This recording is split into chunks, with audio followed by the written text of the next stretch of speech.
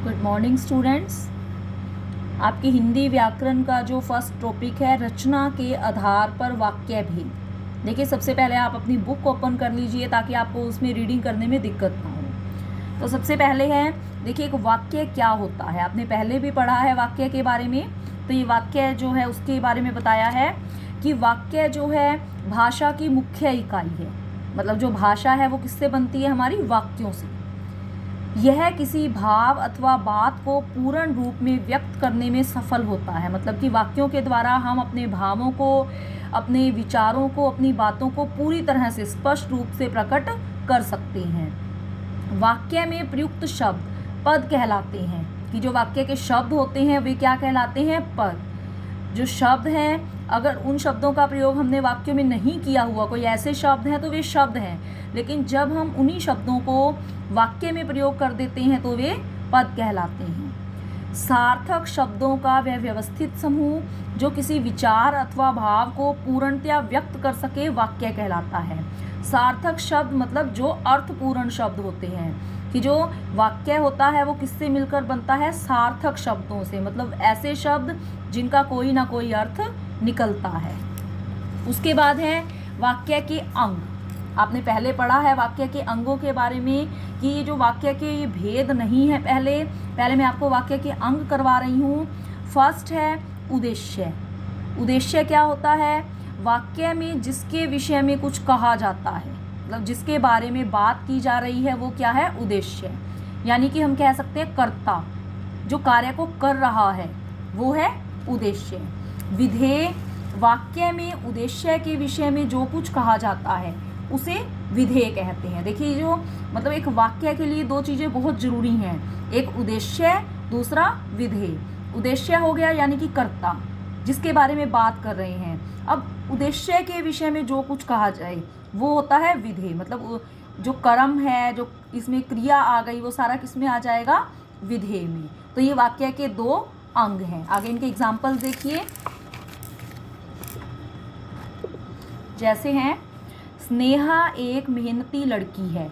अब आप इसमें देखिए जिसके बारे में बात की जा रही है यानी कि कर्ता कौन है इसमें, स्नेहा। अब स्नेहा है उद्देश्य, बाकी जितना भी सेंटेंस रह गया, एक मेहनती लड़की है, ये हो गया विधेय। ऐसे ही ईश्वर आपका भला करे। अब बात किसके बारे में कर रहे हैं, ईश्वर के बारे में। तो ईश्वर क्या है, उद्देश्य। और बाकी जितना भी ये सेंटेंस है, जितने भी वर्ड्स हैं, ये किस में जाएंगे, विधेय में। मतलब कोई एक भी वर्ड इसमें छोड़ना नहीं होता। नेक्स्ट है, मैं पुस्तकें खरीदने बाजार गया। अब इसमें किसके बारे में बात हो रही है, मैं, खुद के बारे में। मतलब वो कह रहा है कि मैं पुस्तकें खरीदने बाजार गया, तो मैं हो गया उद्देश्य, बाकी जो है ये पुस्तकें खरीदने बाजार गया, विधेय। राधा ने खाना खाया और सो गई। बात किसके बारे में की, राधा के बारे में। अब जो ने है वो कर्ता का साइन होता है, कर्ता ने, तो ये भी उद्देश्य में ऐड कर देंगे हम, राधा ने, ये उद्देश्य है। बाकी जो भी है, खाना खाया और सो गई, तो ये किस में आ जाएगा, विधेय में। तो इस तरह से उद्देश्य और विधेय वाक्य के दो अंग हैं। उद्देश्य यानी कि कर्ता, कार्य को करने वाला, और विधेय मतलब उद्देश्य के विषय में जो कुछ भी कहा जा रहा है वो किस में आ जाता है, विधेय में। उसके बाद देखिए, फिर है रचना के आधार पर वाक्य के भेद। पहले हमने इसके अंग पढ़े हैं, उद्देश्य और विधेय, ये इसके भेद हैं रचना के आधार पर। तो सबसे पहले आप इन सब के भेदों के नाम याद करेंगे, तभी आप आगे डिटेल में इसको कर पाएंगे। तो आप सबको पता ही है, जैसे कि रचना के आधार पर जो है वाक्य के तीन भेद हमने पढ़े हैं। फर्स्ट है सरल, मतलब सरल वाक्य। सेकंड संयुक्त वाक्य। थर्ड मिश्र या मिश्रित, मतलब इसको हम मिश्र वाक्य भी बोल सकते हैं और मिश्रित वाक्य भी बोल सकते हैं। तो रचना के आधार पर हमने इन तीनों भेदों के बारे में पहले भी पढ़ा हुआ है, लेकिन अब आपके जो आगे डिटेल में है, तो सरल जो वाक्य है उसका आगे कोई भेद नहीं है। संयुक्त का भी चाहे बुक में आपकी दिया हुआ, लेकिन आपने संयुक्त का भी आगे डिटेल में नहीं पढ़ना, क्योंकि आपके एग्जाम में संयुक्त का नहीं आता। जो मेन है वो है मिश्र या मिश्रित, जिसके बारे में आगे पूछा जाता है। अब जो मिश्र वाक्य है उसके आगे दो भेद हो जाते हैं। फर्स्ट है प्रधान उपवाक्य, सेकंड है आश्रित उपवाक्य। अब देखिए, इसमें एक ध्यान देने वाली बात है कि उपवाक्य क्यों कहा है, यहाँ वाक्य क्यों नहीं लिखा मैंने, क्योंकि उपवाक्य का मतलब होता है छोटा वाक्य। जो मिश्रित वाक्य है वो दो अलग अलग वाक्यों से मिलकर बनता है, और जो दो वो अलग अलग वाक्य होते हैं, छोटे वाक्य, उनको हम कहते हैं उपवाक्य। तो प्रधान उपवाक्य, आश्रित उपवाक्य। उसके बाद प्रधान उपवाक्य का आगे कोई भेद नहीं करना, आश्रित उपवाक्य का आगे भेद करना है, जिसके कि 3 भेद हैं: संज्ञा उपवाक्य, विशेषण उपवाक्य, क्रिया विशेषण उपवाक्य। तो सबसे पहले आपको इन भेदों के नाम याद होने चाहिए। अगर ये नाम याद होंगे तभी हमें इसके आगे की जो डिटेल है वो याद रह पाएगी। फिर से एक बार देख लीजिए, रचना के आधार पर वाक्य के 3 भेद हैं: सरल वाक्य, संयुक्त वाक्य, मिश्र या मिश्रित वाक्य। सरल का कोई भेद नहीं करना हमने आगे, संयुक्त का भी नहीं करना। मिश्र के करने हैं 2, प्रधान उपवाक्य और आश्रित उपवाक्य। उसके बाद प्रधान का भी आगे कोई भेद नहीं है। आश्रित का है संज्ञा उपवाक्य, विशेषण उपवाक्य और क्रिया विशेषण उपवाक्य। आगे हम इन्हीं भेदों के बारे में जानेंगे। तो सबसे पहले सरल वाक्य। सरल वाक्य देखिए, जिसमें कोई एक ही क्रिया होती है और कोई उपवाक्य नहीं होता, वह सरल वाक्य होता है। उपवाक्य यानी कि छोटा वाक्य, मतलब इसमें कोई अलग अलग छोटे वाक्य नहीं होते, इसमें एक ही सेंटेंस होता है पूरा, मतलब एक ही क्रिया जो उस सेंटेंस को ख़त्म कर रही है, एक ही क्रिया होती है, कोई अलग अलग वाक्य इसमें नहीं होते, एक ही पूरा एक सिंपल सेंटेंस मतलब होता है, जो होता है सरल वाक्य। जैसे सरल वाक्य की विशेषताएं बताइए, मतलब इसकी पहचान करने के लिए कि इसमें उद्देश्य मतलब कि कर्ता एक या उससे अधिक हो सकते हैं, किंतु विधेय यानी कि क्रिया एक ही होती है। मतलब इसमें की ये पहचान है कि उद्देश्य तो इसमें 2 या 2 से ज़्यादा भी हो सकते हैं, 1 भी हो सकता है, 2 भी हो सकते हैं, 2 या 2 से ज़्यादा भी हो सकते हैं, उद्देश्य कितने भी हो सकते हैं, लेकिन जो विधेय है वो एक ही होता है, यानी कि क्रिया जो है वो एक ही होती है। फिर है समापिका क्रिया एक ही होती है। समापिका मतलब अंत करने वाली, समाप्त करने वाली जो क्रिया है वो एक ही होती है। क्रिया अकर्मक या सकर्मक कोई भी हो सकती है। तो ये है सरल वाक्य की विशेषता। आगे इसके उदाहरण देखिए, जैसे है अब तुम मेरी बात क्यों मानोगी। मतलब एक सिंपल सी इसमें सिंपल सा सेंटेंस दिया है, कोई अलग अलग से कोई छोटा वाक्य नहीं दिया, एक ही वाक्य है, ये सारा एक ही क्रिया कही गई है इसमें, तो ये सरल वाक्य है। बूढ़े व्यक्ति को दवा पिला दो, इसमें भी एक सिंपल सी एक सेंटेंस है, कोई अलग अलग छोटे वाक्य नहीं है, एक ही क्रिया यूज़ की गई है, तो ये भी सरल वाक्य है। हेमा का नृत्य देखकर सब लोग प्रसन्न हो गए, सरल वाक्य है। पौधे लगाकर माली चला गया, ये भी एक सरल वाक्य है, क्योंकि इसमें एक ही क्रिया की बात की गई है। मतलब कई बार क्या होता है कि जैसे ये सेंटेंस है, हेमा का नृत्य देखकर, अगर हम इसके साथ एक नाम और जोड़ दें कि जैसे हेमा और जैसे नितिन का नृत्य देखकर सब लोग प्रसन्न हो गए, तो हेमा और नितिन, चाहे हमने 2 उद्देश्य कर दिए लेकिन कार्य एक ही था, दोनों का नृत्य देखकर सब लोग प्रसन्न हो गए, तो उसमें हमने और भी लगा दिया। कई बार क्या होता है कि और लगाने से हम सोचते हैं कि ये संयुक्त वाक्य बन गया, लेकिन नहीं, हेमा और नितिन 2 उद्देश्य जरूर हुए हैं लेकिन कार्य दोनों का एक ही है, कार्य अलग नहीं होना चाहिए। अगर कार्य अलग हो गया तो संयुक्त में जाएगा ये, तो कार्य एक ही है इसमें, तो ये कौन सा बनेगा, सरल वाक्य। मतलब एक सरल वाक्य होता है जिसमें हमने क्रिया की तरफ ध्यान देना है। कर्ता उसमें 2 या 2 से ज़्यादा हो सकते हैं, 1 भी हो सकता है, 2 भी हो सकते हैं, ज़्यादा भी हो सकते हैं। जैसे एक और एग्जाम्पल मैं आपको ऐसे ही बताती हूँ, अगर हम कहते हैं कि मोहन सो गया, पता चल रहा है ये सरल वाक्य है। अगर हम ये कहें मोहन और रोहन सो गए, ये भी सरल वाक्य है। हमने इसमें चाहे सोहन शब्द जोड़ा जरूर है, तो कर्ता ही 2 हुए हैं, कार्य दोनों का एक ही था, सो गए। अगर हम इसको ऐसे कहें मोहन सोहन और रोहन सो गए, तब भी ये सरल वाक्य है, क्योंकि मोहन रोहन सोहन सो गए, 3 कर्ता जरूर हो गए, 3 उद्देश्य जरूर है इस वाक्य में, लेकिन जो क्रिया है, सोने की जो क्रिया है वो तीनों की सेम है, तो सरल वाक्य है। अब इसी तरह अगर हम ये कहें मोहन सो गया और रोहन पढ़ रहा है, अब देखिए मोहन की क्रिया है सो गया और रोहन जो है वो पढ़ रहा है, तो दोनों की क्रिया अलग अलग हो गई, तब ये संयुक्त में जाएगा। अगर दो उद्देश्य हैं, दो से ज़्यादा उद्देश्य हैं, लेकिन कार्य वो एक ही कर रहे हैं, तो वो कौन सा वाक्य होता है? सरल वाक्य। नेक्स्ट है संयुक्त वाक्य। तो संयुक्त वाक्य है जिसमें दो या दो से अधिक स्वतंत्र वाक्य समुच्चय बोधक यानी कि योजक शब्दों से जुड़े होते हैं, वह संयुक्त वाक्य होता है। अब देखिए, सरल वाक्य में हमने पढ़ा था कि उसमें कोई भी उपवाक्य नहीं होता, कोई भी छोटा वाक्य अलग से नहीं होता, पूरा एक ही वाक्य होता है। लेकिन जो संयुक्त वाक्य है ना, उसमें दो उपवाक्य होते हैं, दो मतलब दो अलग अलग उपवाक्य होते हैं और दोनों स्वतंत्र होते हैं। यानी अगर दोनों को हम अलग कर दें तो अपना अपना अर्थ निकलता है। जैसे मैंने आपको एग्जाम्पल बताया था, मोहन सो गया और रोहन पढ़ रहा है। अगर हम इनको अलग कर दें, मोहन सो गया एक अलग उपवाक्य है, सोहन या रोहन जो भी है वो पढ़ रहा है वो एक अलग हो गया। तो दोनों स्वतंत्र हैं। अगर हम उन दोनों को अलग अलग करके पूछा तो वो दोनों अलग अलग से सरल वाक्य हैं। लेकिन जब हमने उन दोनों को आपस में समुच्चय बोधक या योजक, वो कौन से शब्द होते हैं जो दो वाक्यों को जोड़ते हैं, जैसे और, तथा, किंतु, परंतु, इसलिए, तो जब हमने इन शब्दों के द्वारा उन दो स्वतंत्र वाक्यों को जोड़ दिया तो वो हो जाते हैं संयुक्त वाक्य।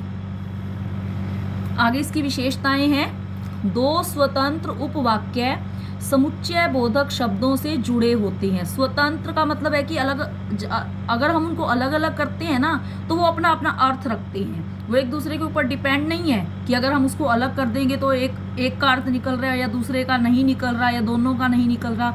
वो स्वतंत्र हैं। अगर हम उनको समुच्चय बोधक शब्द जो हमने लगा के उनको जोड़ा है, अगर वो शब्द हम अपना हटा लेते हैं तो वो अलग अलग से अर्थ दे रहे हैं। तो इसमें स्वतंत्र उपवाक्य होते हैं जो कि समुच्चय बोधक शब्दों से जुड़ते हैं।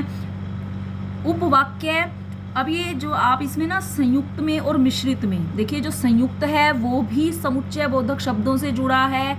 अगर हम मिश्रित पढ़ेंगे तो वो भी समुच्चय बोधक शब्दों से जुड़ा मिलेगा।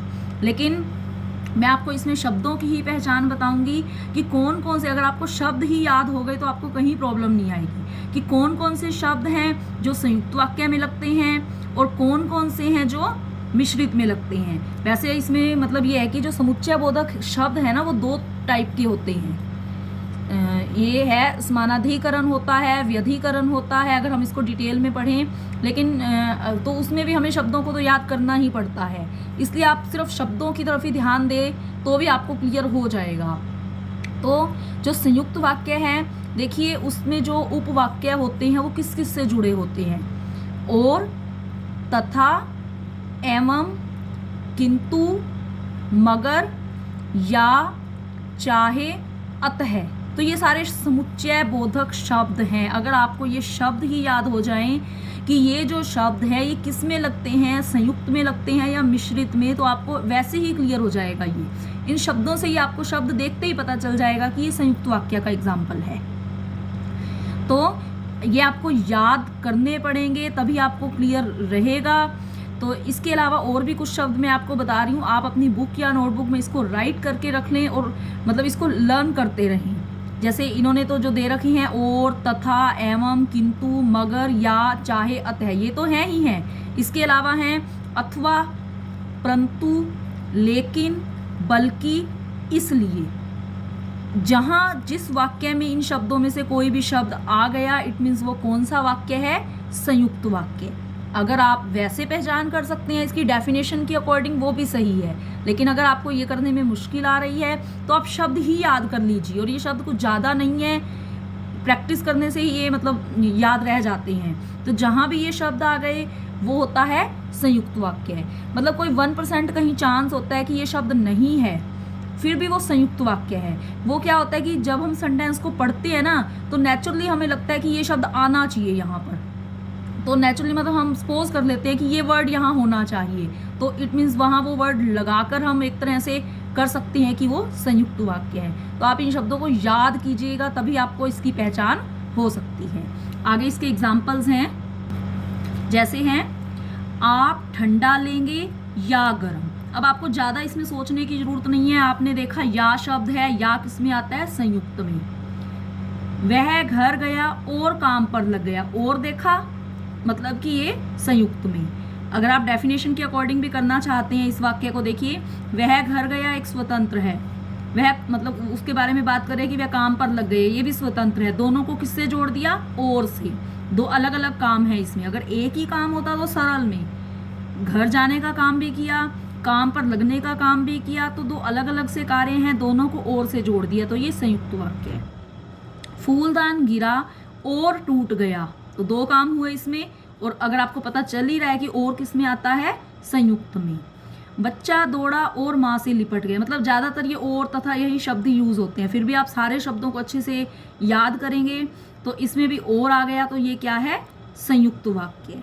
तो इस तरह से ये था संयुक्त वाक्य। संयुक्त वाक्य के आगे जो भेद दिए हुए हैं ये आपको पढ़ने की ज़्यादा ज़रूरत नहीं है, क्योंकि एग्ज़ाम में जो है वो मिश्रित के ही पूछे जाते हैं। अब आगे देखिए, जो रचना के आधार पर हम वाक्य पढ़ रहे हैं उसका तीसरा भेद है मिश्र वाक्य। अब मिश्र वाक्य या मिश्रित वाक्य भी कह सकते हैं इसको, कि जिसमें एक प्रधान उपवाक्य होता है और अन्य आश्रित उपवाक्य होते हैं, वह होता है मिश्रित वाक्य। आपके एग्जाम में डेफिनेशन नहीं पूछी जाएगी, डेफिनेशन सिर्फ आपको वाक्य को समझने के लिए दी गई है। तो एक इसमें भी दो उपवाक्य हो गए।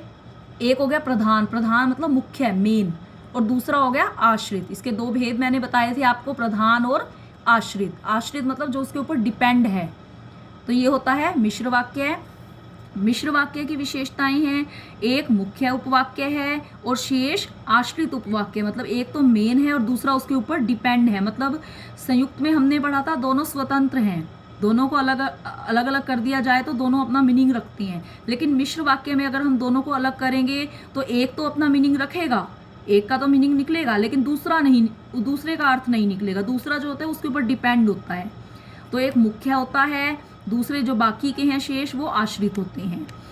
आश्रित उपवाक्य मुख्य उपवाक्य का समर्थन, स्पष्टीकरण या विस्तार करते हैं। मतलब जो डिपेंड करता है, जो आश्रित उपवाक्य है ना, उसमें वो मुख्य उपवाक्य की बात को क्लियर करता है। आश्रित उपवाक्य प्राय, अब देखिए इसमें भी आपको मैं शब्द ही बता रही हूँ। सबसे पहले आप क वाले शब्द याद रखिए। क के इसमें आपको दो मिलेंगे, की और क्योंकि। जहां आ गया की, ये ध्यान दीजिए, छोटी वाला की, तो जहां पर आ गया दो उपवाक्यों को जोड़ने में की, इसका प्रयोग हो रहा है, तो मिश्र। क से ही क्योंकि का प्रयोग हुआ तब भी मिश्र। आगे आप इसको इस तरह से याद कर लिए, ज वाले पहले हो गए, क वाले फिर हो गए ज वाले। ज से जैसे जो, जिस, जहां, या मैं आपको आगे बताती हूँ जैसे, जब, ये सारे आ जाते हैं। तो ये होते हैं किसके? मिश्रित के। क वाले हो गए और ज वाले हो गए। इसके अलावा अगर हम करें अगर हो सकता है, या यदि भी हो सकता है, यदि, और तो भी आ जाता है इसमें, तो वो भी होता है मिश्रित। तो आपने पहले संयुक्त के पढ़े थे, और, किंतु, परंतु, अथवा, या, मगर, लेकिन, बल्कि, इसलिए, वो सारे संयुक्त के थे। मिश्र के तो उससे भी कम है। क वाले कर लीजिए, ज वाले जिसमें आ गए, और तो आ गया, तब आ गया, तो आ गया, यदि आ गया, अगर आ गया, तो ये सारे किसमें होते हैं? मिश्र वाक्य में। जैसे इसके आगे एग्जाम्पल्स हैं, जैसे है यदि वह परिश्रमी है तो ईमानदार भी है। अगर हम इसको डेफिनेशन के अकॉर्डिंग करना चाहें तो इसमें दो उपवाक्य हैं, एक इसका मुख्य है, दूसरा उसके ऊपर डिपेंड है। लेकिन इससे जो बेटर तरीका है वो यही है कि अगर आपको वर्ड ही याद हो जाए तो आपको टाइम ही नहीं लगेगा उसको पहचान करने में। अब इसमें देखिए यदि आ गया, यदि और तो, मतलब दो इकट्ठे आ सकते हैं इस तरह से। यदि आ गया, तो आ गया, तो इट मीन्स मिश्र। उसे विश्वास है की वाला तो मतलब एक सेंटेंस आता ही आता है, और जो ये की आता है मतलब वो कौन सा है? मिश्र। उसे विश्वास है कि वह जीतेगा। दो उपवाक्यों को जोड़ रहा है यहाँ पर की। वहां खड़े रहो जहां गाड़ी रुकती है। यहाँ भी देखिए जो दो उपवाक्यों को अलग अलग से जोड़ रहा है, जहां, और ये जरूरी नहीं है कि बीच में ही आए, ये आगे भी आ सकता है। मतलब इस उपवाक्य के शुरू में भी आ सकता है और इस उपवाक्य के शुरू में भी आ सकता है। मतलब यहाँ तो इस उपवाक्य के स्टार्टिंग में है ना ये, लेकिन ये यहाँ भी आ सकता है। तो ये है मिश्र। उसने एक व्यक्ति देखा जो बहुत लंबा था। जो आ गया, मतलब ज वाले मैंने आपको सारे किसमें बताए हैं, मिश्र में। तो एक बार फिर से देख लीजिए, हमने पढ़ा है रचना के आधार पर वाक्य के भेद। पहले आपको वाक्य के अंग जो थे, उद्देश्य और विधेय, वो आपने किए। उसके बाद जो आगे भेद थे, सरल, संयुक्त और मिश्र। सरल एक सिंपल सेंटेंस है जिसमें एक ही कार्य किया जाता है। संयुक्त के आपको मैंने अलग से शब्द बताए हैं, वो आप याद कर दीजिए, और मिश्र के भी आपको शब्द बताए हैं। अगर आपके माइंड में ये शब्द बैठ जाते हैं, आपको इन शब्दों से ही पता चल जाएगा, तो हमें ज़्यादा टाइम लगेगा ही नहीं वाक्य को पहचानने में। तो इस तरह से ये है रचना के आधार पर वाक्य के 3 भेद होते हैं।